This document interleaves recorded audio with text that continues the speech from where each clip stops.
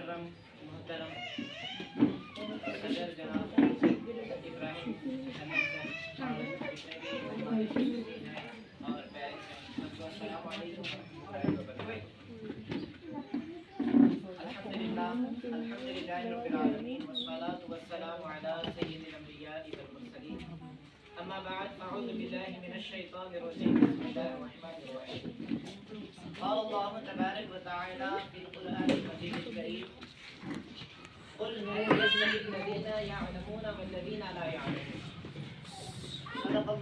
सदक़ल्लाहुल अज़ीम व सदक़ रसूलुल नबिय्युल करीम व नहनु अला ज़ालिका लमिनश शाहिदीन व शाकिरीन वल्हम्दुलिल्लाहि रब्बिल आलमीन।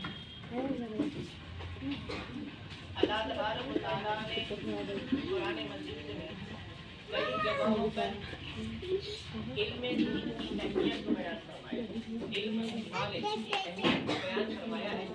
उन्हीं में से इस आयत मुबारका में फरमाया कुल हल यस्तवी अल्लज़ीना यअलमून वल्लज़ीना ला यअलमून। ऐ महबूब आप फरमा दीजिए कि जानने वाले और क्या बराबर हो सकते हैं? इस सवाल के तौर पर अल्लाह तबारक व तआला क्या इल्म वाले, नॉलेज रखने वाले और ना रखने वाले, इल्म हासिल करने वाले और ना करने वाले आपस में बराबर हो सकते हैं? अगर आपसे ये सवाल पूछा जाए तो आपका जवाब नहीं में ही होगा।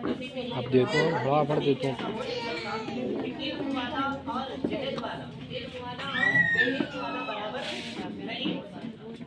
और अहादीस मुबारका में भी इल्म को हासिल करने की अहमियत को उजागर किया गया है। नबी करीम सल्लल्लाहु अलैहि वसल्लम की हदीस मुबारका है, बड़ी मशहूर है, तलबुल इल्मी फरीज़तुन अला कुल्ली मुस्लिमिन व मुस्लिमत। इल्म का हासिल करना हर एक मुसलमान मर्द और औरत पर फर्ज है। अब इल्म कहते किसे? इल्म कहते हैं जानने, किसी भी चीज के बारे में उसके उसूलों को जानना, उसके तरीकों को जानने को इल्म कहते हैं। और जब तक किसी भी शय के बारे में, उसके उसूल के बारे में हमें पता नहीं चलता, उस चीज में हम कामयाब नहीं हो सकते। आप अगर दुनियावी की मिसाल है, तो अगर हमें किसी काम को करना है, मिसाल के तौर पर हमें बिल्डिंग कंस्ट्रक्शन करना है, तो जब तक हम कंस्ट्रक्शन के बारे में हमें इल्म नहीं होगा, पता नहीं होगा कि कौन सी चीज कितनी लगती है, चीजों को किस मरहलों से हल करना होता है, तब तक हम उस चीज में कामयाबी हासिल नहीं कर सकते। तो इसी तरह जब हमारे मकासद अगर बड़े हैं, हमारे मकासद बड़े हैं, हमारे होल बड़े हैं, तो हमें चाहिए कि हम अपने मकासद के एतबार से हमें इल्म हासिल करना है। हमारा मकसद है हम उरूज पर पहुंचे, तरक्की हासिल करें। हमारा मकसद है हम जो है एक दुनिया में अच्छे फर्द के तौर पर हम अपनी जिंदगी को गुजारें। तो हमारे लिए जरूरी भी है कि हम इन मकासद के तहत उसूलों को सीखें, इन मकासद के तरीकों को सीख कर उस पर अमल करेंगे तो हमें कामयाबी हासिल होगी। आप देखिए, एक वाक़ये के जरिए मैं आपको समझाऊं कि दो आपस में भाई थे, दोनों ने आपस में एक बात को तय किया कि हम दोनों अलग अलग राहें निकल जाते हैं। एक भाई ने तय किया कि मैं जो है अल्लाह की इबादतें करूंगा, अल्लाह की इबादतों में अपने शब रोज को गुजारूंगा, जंगलों बयाबान में अपनी जिंदगी को गुजारूंगा। और दूसरे भाई ने इस चीज को सेलेक्ट कर लिया कि मैं नॉलेज हासिल करूंगा। दोनों भाई अपनी अपनी राहों पर निकल गए और कई साल हो गए। एक भाई जो है इबादतें करता रहा, रियाजतें करता रहा, जंगलों बयाबान में अल्लाह को राजी करने की कोशिश करता रहा। और दूसरा भाई जो है इल्म की राहों में एक शहर से दूसरे शहर को जाता रहा, एक प्रोफेसर के पास दूसरे प्रोफेसर के पास जाता रहा, एक यूनिवर्सिटी से दूसरी यूनिवर्सिटी के जाकर उसने इल्म हासिल किया, इल्म हासिल करता था। और कई सालों के बाद जब दोनों आपस में फिर मुलाकात हुई, तो दोनों ने आपस में बात की और दोनों ने आपस में पूछा कि बताओ तुम्हारे हालात कैसे गुजरे, तुम्हारी नॉलेज कैसी रही, तुम इल्म कहाँ हासिल करते हैं। जब उस इबादत गुजार ने भाई से पूछा तो वो कहने लगा कि मैं फलां जगह गया, फलां प्रोफेसर से मैंने इल्म हासिल किया, मैंने इतनी डिग्री हासिल कर ली।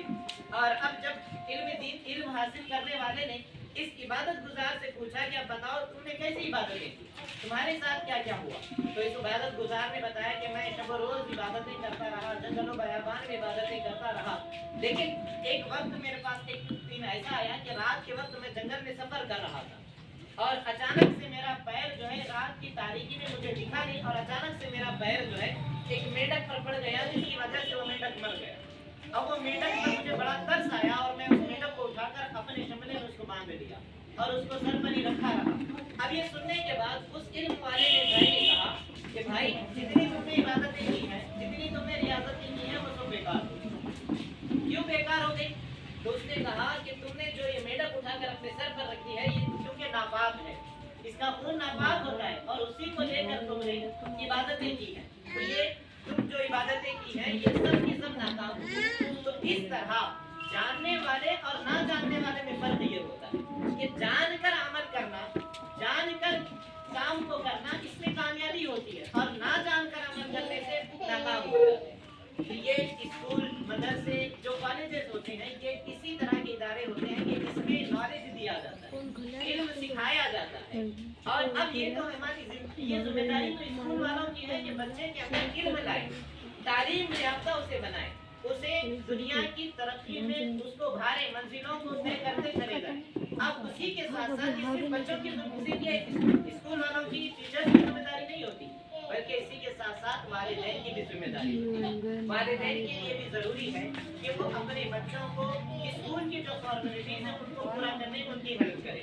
اسکول میں جو ہوم ورک دیا جا رہا ہے, اسکول میں جو یاد کروایا جا رہا ہے, بچوں کے ساتھ مل کر گھر پر بھی اس کو ریوائنڈ کرتے رہیں, ان چیزوں کو پڑھاتے رہیں تو بچوں کے اندر وہ چیز زیادہ پر اثر ہوگی. بچے جب گھر میں ان چیزوں کو یاد کریں گے, ان چیزوں پر عمل کریں گے, جیسے کہ اسکول میں جو ہے کسی کام کو کرنے کا طریقہ بیان کیا گیا, کس بیٹھنے کا اٹھنے کے اخلاق بتا دیے گئے. تو اب پیرنٹس کے لیے بھی ضروری ہے کہ گھر میں بھی انہیں چیزوں کو بچوں کو کروائیں, انہیں چیزوں سے بچوں کو اپلائی کریں. تو اس طرح جا کے ہم ایک کامیابی والے اپنے بچے کو کامیاب بنا سکتے ہیں, ترقی کی منزلوں کو طے کر سکتے ہیں. اور آخر میں میری گزارش اسکول والوں سے, ٹیچر سے یہ ہے کہ جب ہم بچوں کو ایک علم سکھا رہے ہیں تو علم کی روشنی میں انہیں ایک اچھا ہنر بھی سکھائیں, ایک اچھا فرد معاشرے کا بنانے کی کوشش کریں. الحمدللہ ہم جو ہے ایک مسلمان بھی ہیں تو ہمارے لیے ضروری ہے کہ ہم بچوں میں اسلامی تربیت کو بھی اجاگر کریں, علم دین سے بھی ان کو آراستہ کریں, انہیں جو ہے گناہوں سے بچائیں, انہیں جو ہے ناچ گانوں سے بچائیں, انہیں ڈانس کرنے سے بچائیں, کیونکہ یہ ہمارا فریضہ ہے کہ ہمارے انڈر میں ہمارے تحت میں اتنے سارے بچے آتے ہیں. تو اب ہمارے اوپر ضروری ہے, لازمی ہے کہ ہم بچوں کی اچھی تربیت کریں. وآخر دعوانا والحمدللہ رب العالمین.